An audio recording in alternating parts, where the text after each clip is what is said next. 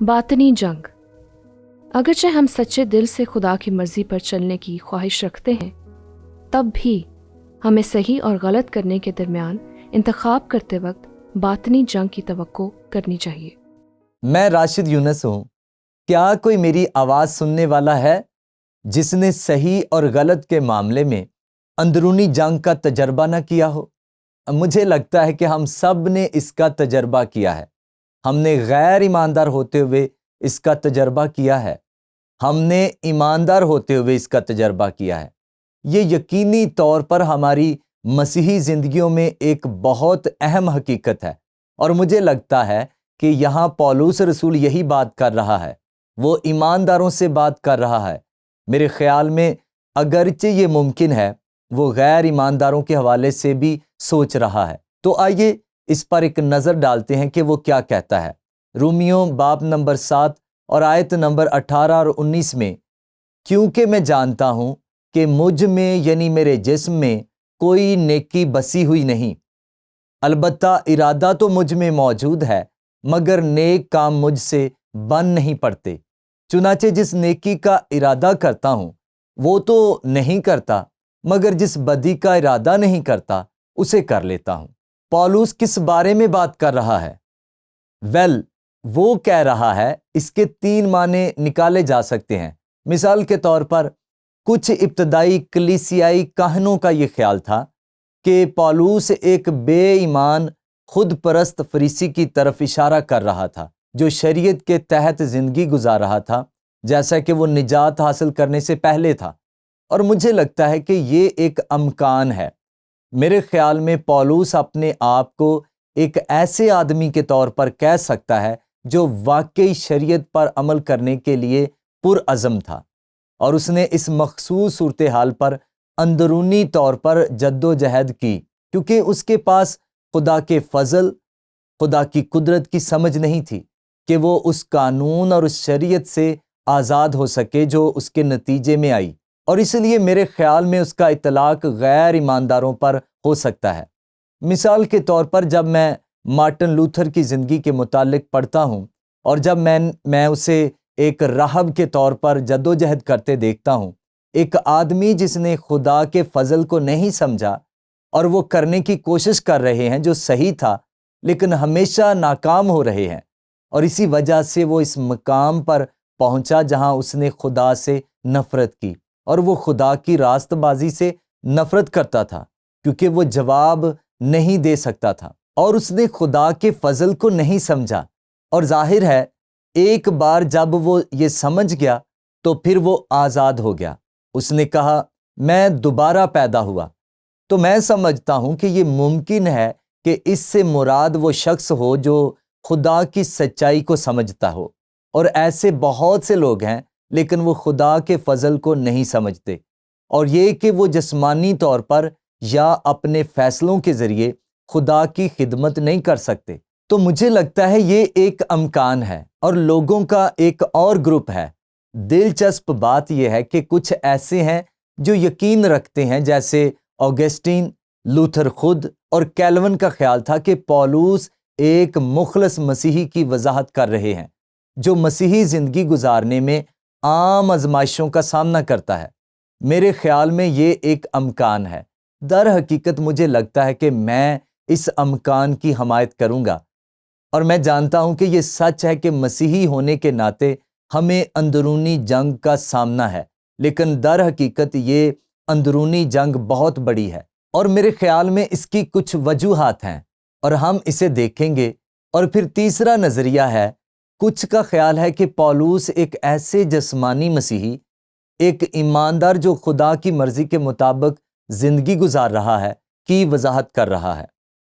اس تشریح کے ساتھ مسئلہ یہ ہے کہ ایک جسمانی مسیحی واقعی خدا کی مرضی کو پورا کرنے کے لیے جد و جہد نہیں کرتا، وہ صرف خدا کی مرضی پوری نہ کرنے کے لیے پرعزم ہے۔ تو جد و جہد ہو سکتی ہے، لیکن یہ بہت کم ہے۔ تو پولس واقعی کیا تعلیم دے رہا ہے؟ ٹھیک ہے، مجھے یہ تسلیم کرنا ہوگا کہ مجھے مکمل طور پر یقین نہیں ہے، لیکن مجھے لگتا ہے کہ ان تینوں نقطۂ نظر سے سچائی نکلتی ہے۔ میں صرف اس اصول کو دوبارہ بیان کرتا ہوں، اگرچہ ہم سچے دل سے خدا کی مرضی پر چلنے کی خواہش رکھتے ہیں، تب بھی ہمیں صحیح اور غلط کرنے کے درمیان انتخاب کرتے وقت اندرونی جنگ کی توقع کرنی چاہیے، اور پولس یقینی طور پر اس تجربے کو بیان کرتا ہے۔ اب سوال یہ ہے کہ کیا وہ بچایا گیا تھا یا نہیں؟ اگر وہ نہیں بچایا گیا تو یہ خدا کا کلام تھا جس نے اسے آزاد کیا، خدا کی سچائی۔ اگر وہ ایک ایماندار کے طور پر اپنی جنگ کے بارے میں لکھ رہا ہے تو آپ دیکھیں گے کہ وہ اس سوال کا جواب دیتا ہے کہ اس نے مسیح یسوع میں اس اندرونی جنگ سے آزادی پائی۔ لیکن ایک چیز جو میرے خیال میں ان نقاط نظر سے پیدا ہوتی ہے اور جو کچھ پولس یہاں سکھا رہا ہے وہ یہ ہے کہ ہم مسیح میں آزادی حاصل کر سکتے ہیں۔ ہمیں آزمائش کا سامنا ہوگا لیکن ہمیں آزادی حاصل ہوگی۔ مثال کے طور پر پولس نے لکھا پہلے کرنتھیوں کے خط میں 10ویں باب کی 13ویں آیت میں، تم کسی ایسی آزمائش میں نہیں پڑے جو انسان کی برداشت سے باہر ہو۔ وہ یہ مسیحیوں کو لکھ رہا ہے، اور خدا سچا ہے، وہ تم کو تمہاری طاقت سے زیادہ آزمائش میں نہ پڑنے دے گا، بلکہ آزمائش کے ساتھ نکلنے کی راہ بھی پیدا کر دے گا تاکہ تم برداشت کر سکو۔ اب میں ایک نقطہ بیان کرتا ہوں جو نقطہ نظر کے لحاظ سے بہت اہم ہے۔ اگر واقعی وہ اپنی زندگی کو ایک غیر ایماندار، ایک بے ایمان یہودی کے طور پر بتا رہا ہے، یا یہاں تک کہ اگر وہ ایک ایماندار کے طور پر اپنی زندگی کا حوالہ دے رہا ہے، وہ ہمیں وہاں نہیں چھوڑتا، کیونکہ وہ اس کے نتیجے میں یہ کہتا ہے رومیو 7ویں باب کی 24ویں آیت میں، ہائے میں کیسا کم بخت آدمی ہوں، اس موت کے بدن سے مجھے کون چھڑائے گا؟ اپنے خداوند یسوع مسیح کے وسیلے سے خدا کا شکر کرتا ہوں۔ دوسرے الفاظ میں وہ کہہ رہا ہے کہ میں مسیح میں آزاد ہوا اور میں یہ جنگ جیت سکتا ہوں۔